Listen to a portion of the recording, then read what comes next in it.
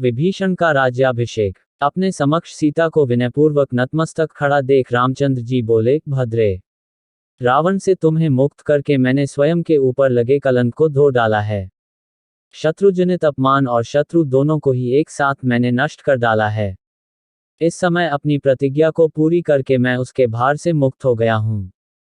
युद्ध का यन परिश्रम मैंने तुम्हें पाने के लिए नहीं किया है, बल्कि वह केवल सदाचार की रक्षा और फैले हुए अपवाद का निराकरण करने के लिए किया गया है।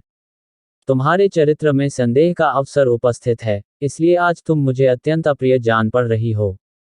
अतः हे जनका कुमारी, मैं तुम्हें अनुमति प्रदान करता हूं कि तुम्हारी जहां इच्छा हो चली जाओ। रावण तुम्हें अपनी गोद में उठाकर ले गया और तुम पर अपनी दूषित दृष्टि डाल चुका है। ऐसी दशा में मैं फिर तुम्हें कैसे ग्रहण कर सकता हूं? मेरा यह निश्चित विचार है। अपने पति के ये वचन सुनकर सीता के नेत्रों से अश्रुधारा बह चली। वह बोली, वीर, आप ऐसी अनुचित कर्णकटु बातें सुना रहे हैं जो निम्न श्रेणी का पुरुष भी अपनी निम्न कोटि की स्त्री से कहते समय संकोच करता है। आज आप मुझ पर ही नहीं, समुचित स्त्री जाति के चरित्र पर संदेह कर रहे हैं।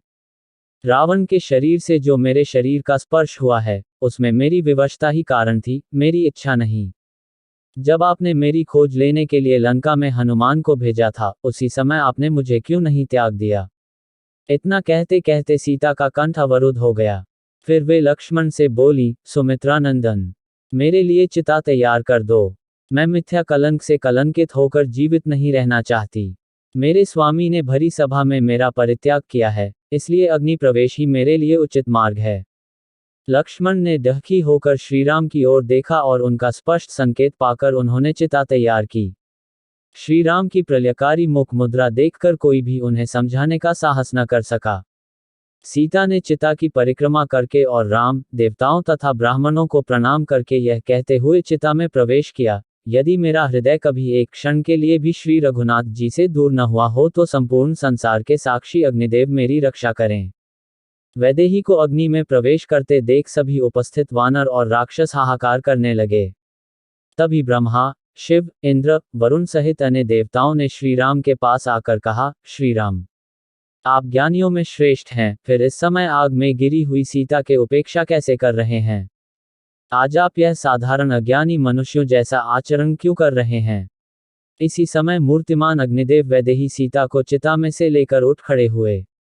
उस समय सीता जी प्रातःकालीन सूर्य की भांति कांतियुक्त प्रतीत हो रही थीं।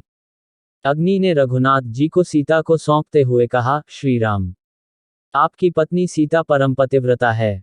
इसमें कोई पाप या दोष नहीं है, इसे स्वीकार करें। अग्निदेव के वचन सुनकर श्रीराम ने प्रसन्नतापूर्वक सीता को स्वीकार करते हुए कहा, मैं जानता हूं, सीता बिल्कुल पवित्र है। लोगों को इनकी पवित्रता का विश्वास दिलाने के लिए मुझे यह परीक्षा लेनी पड़ी। आप सब लोग मेरे हितैषी हैं, इसीलिए कष्ट उठाकर इस समय यहाँ पधारे हैं। राम के वचन सुनकर महादेव जी बोले, श्रीराम, दुष्ट दलन का कार्य संपन्न हुआ। अब आपको शीघ्र अयोध्या लौटकर माताओं, भरत, पुरवासियों आदि की व्याकुल प्रतीक्षा की घड़ियों को समाप्त करना चाहिए। देखो, सामने आपके पिता दशरथ जी विमान में विराजमान हैं। महादेव जी की यह बात सुनकर लक्ष्मण सहित रामचंद्र जी ने विमान में अपने पिता को बैठा देखकर उन्हें सादर प्रणाम किया। महाराज दशरथ ने उन्हें आशीर्वाद देकर स्वर्ग को प्रस्थान किया। दशरथ के विदा होने पर देवराज इंद्र ने कहा, हे रघुनाथ, तुमने राक्षसों का संहार करके आज देवताओं को निर्भय कर दिया, इसलिए मैं तुमसे बहुत प्रसन्न हूं। तुम जो चाहो वरदान मुझसे मांग लो।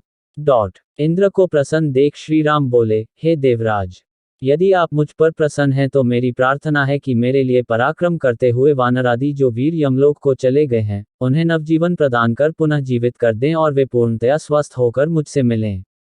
इंद्र ने प्रसन्नतापूर्वक श्रीराम की इच्छा पूरी कर दी।